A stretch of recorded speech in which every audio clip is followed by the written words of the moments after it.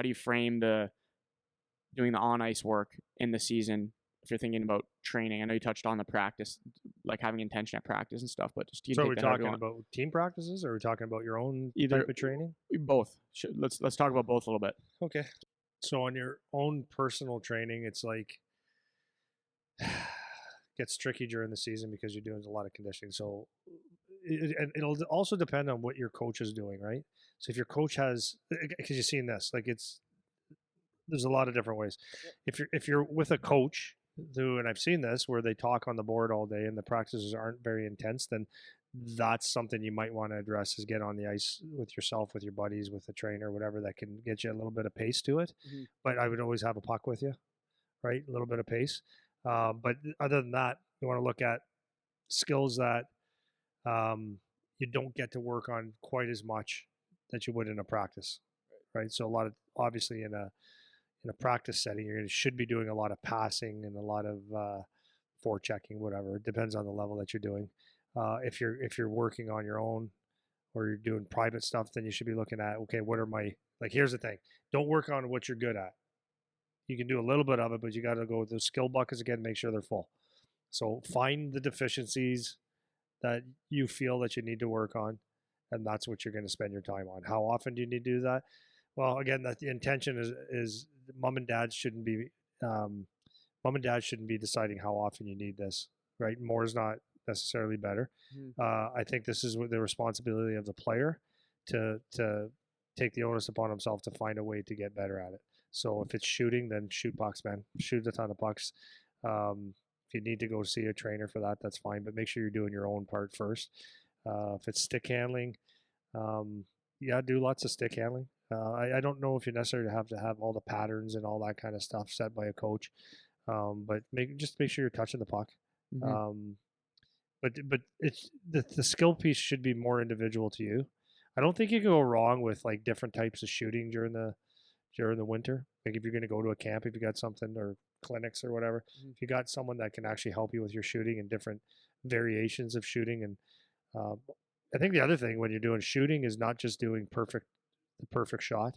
Take things from weird angles, odd angles, bad passes and stuff like that. Learn how to, but again, have an intention. Do I want to have a harder shot? Do I want to have a more accurate shot? Do I want to have a quicker release? Those are three different types of shooting just there, right? Yep. So that would be one thing. If you're not a great skater, even though you might have skated all summer, you're not going to necessarily get worse, but you might not get better during the winter time. So there's something like, if that's a deficiency of yours, then I would say if you're on the ice, then you do a lot of edge. I hate using that word. Inside edge stuff, outside edge stuff, where you're low, and working on that intention, like focusing on getting low, making sure you have an intention, proper extension, proper recovery, meaning bring your feet underneath your hips. But it's about the intention, because you can go out there and just do skill stuff again without intention, and that's the part that I don't like. I don't like to talk about the skill stuff too much because, well, I shouldn't say it like that. I don't like to promote going out and finding someone to train you all the time, because if if there's not an intention for you, then it's not necessarily a good thing. Mm-hmm. So that's why I would say, if you're going to do skill stuff, if you have a smaller group where you need to work on one or two things, that's the intention. That's what I would say. Okay, that might be beneficial. Other than that, get on the ice or find your time to work on what you need to work on. Mm-hmm. Does that make sense? Yeah, no, that's perfect. Okay, I don't want to have a whole bullshit conversation about nothing. No. Okay. No, that's all I wanted you to say. But for the amount of time that you're doing it during the week too, you say like couple times a week outside of your normal practices, game schedule. Like if your average amount of time you're on the ice, 2 practices, 2 games, or if you're at a higher level, 3-4 practices and 2 games. They're doing team stuff, so a couple times a week, just keeping everything sharp. Yeah. Like more of a either a. I'm trying to think of it in terms of the off ice stuff too, because it's kind of the same thing, right? It's like you're doing the skill stuff. It shouldn't be like a ton of pace. Yeah. Volume isn't necessarily a bad thing when you're doing skill work in that sense, because you're not going to be getting a ton of muscle damage or anything where you're super sore. Yeah.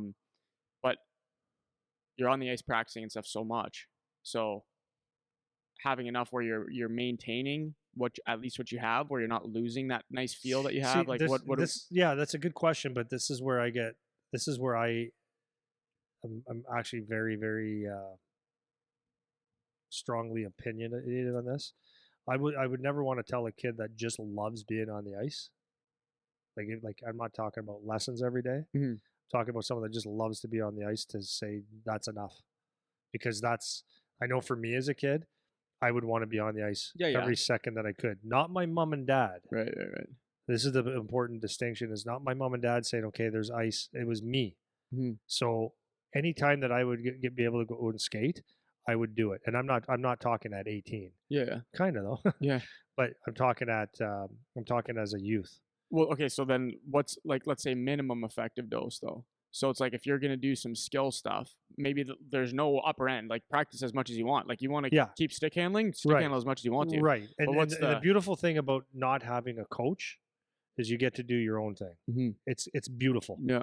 It's the most important thing. I remember young Andy. I watched Wayne Gretzky play, and I saw him do that Gretzky curl. Oh, and I'd do that for hours.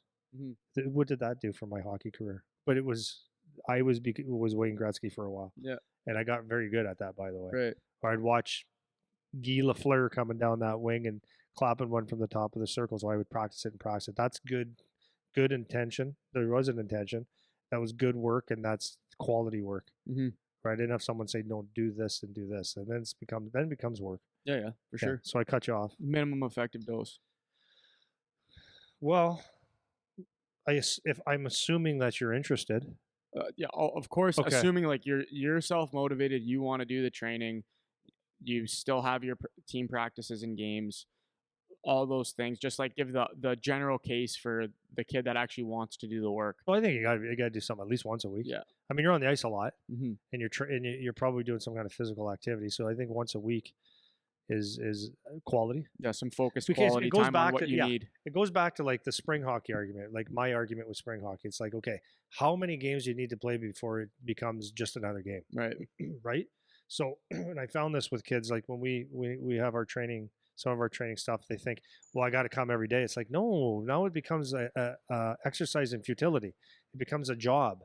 That's not what you want when you're training or when you're a kid. You want to be, I look forward to this so I can put my hour in or half an hour in and I can give good quality work. So once a week, like the kids that go out and do training every day, private lessons and a camp here and there, it's too much, man. Right. It's too much. Unless they were doing it on their own because they just love it. Yeah. Without mom and dad watching every move that they make. Right. Just go play. Yeah. So that's a big thing. But once a week, if you did some quality training once a week, that you get to work on you. And here's my rationale behind that.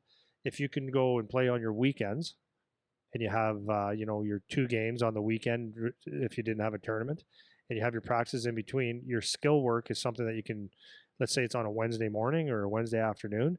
If you do your skill work, that you can take that into your practices and your games, and it's actually beneficial. Yeah, that's why I like doing, like, for an example, we're doing a session of like high-end volume training for stick handling, and then apply it to small area games, because like now you can take a skill that you worked on and directly apply it. That's right. To your game. So it's like, okay, this works. Yeah, that's an important thing too.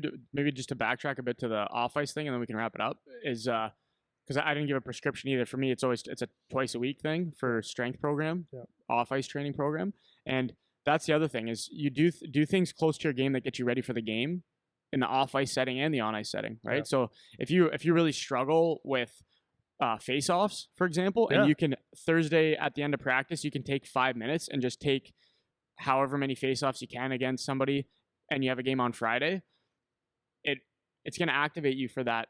The actual word is potentiate you for that movement pattern the next day, right? It'll be right at top of mind when you're getting into that. Whether it's, so it could be a game skill, it could be a workout thing. It's like even one of the things that I like to do on like say a Wednesday or Thursday leading into the weekend is doing like quick jumps at that forward lean angle, or the quick sled pushes, not something that's super heavy, where like you feel like you're moving fast and you're in the same posture that you would be on the ice, because that's going to get you ready to go in that same kind of movement pattern when you're on the ice the next day or 2 days later or whatever. So that's a good point too, is like getting things that actually will get you ready to get into that game. You can structure your training with to include things that look like your game or what you need to have fixed in your game as close to that game as possible. Yeah. Right. So that you don't have 4 or 5 days between when you last worked on it and the next time that you're going to apply it in that game setting or whatever. Right. So that's a good point.